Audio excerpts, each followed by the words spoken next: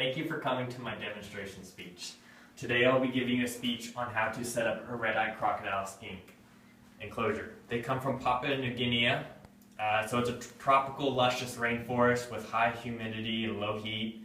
It averages about 70 to 80 degrees for ambient temps, which is just the air temps.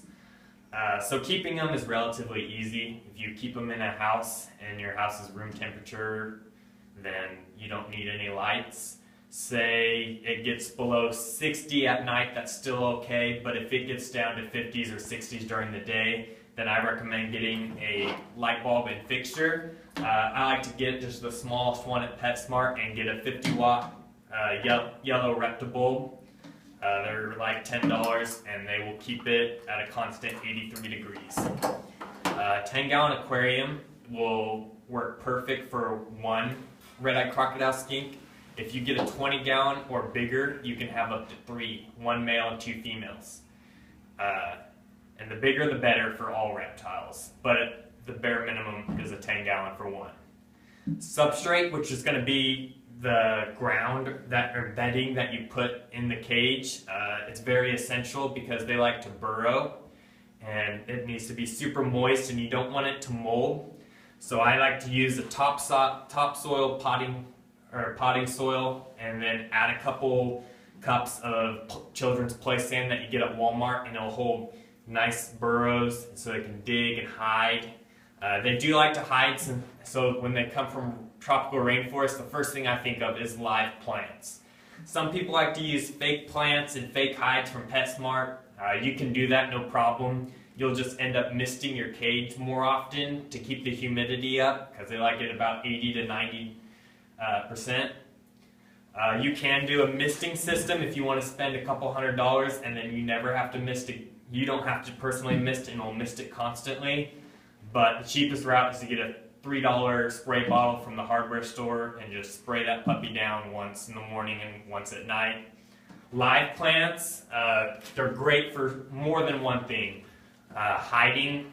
If you get a big plant like this, they only get 9 to 10 inches, the lizard only gets 9 to 10 inches long. So hiding it is really easy. You just get a plant about this big. This is a fall kale plant.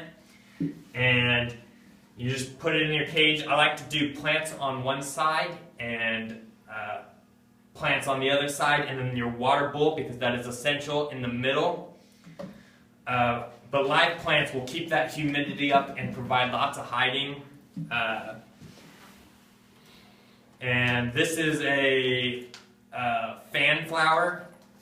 You want plants, house plants do really well, but you want a plant that has low light because red-eyed crocodile skinks are nocturnal. And so if you don't have any lights on during the day, and they'll come out more, but your plants probably won't do as well. So you want something that's low light, low heat, high humidity plants that aren't going to die for too much water or something like that.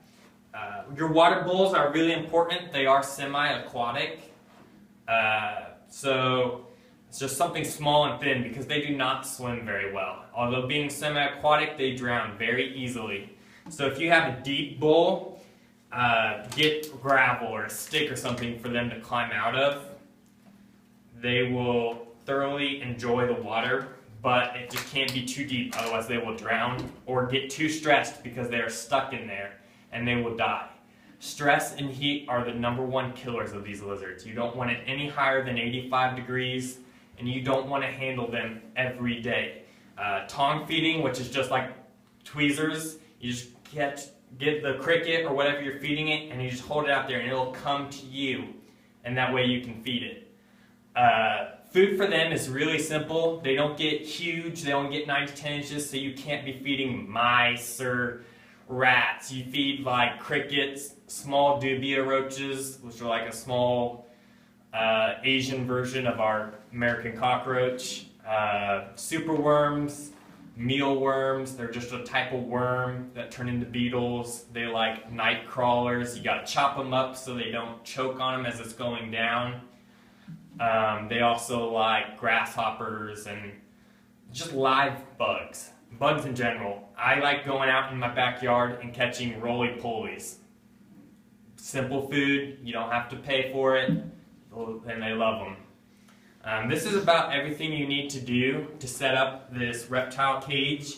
Like I said, a 10-gallon is great for one, 20-gallon or bigger is great for a pair. They go for about $200 to $300, so most of your money is going to come from that lizard. And other than that, they're simple, easy setups. Thank you.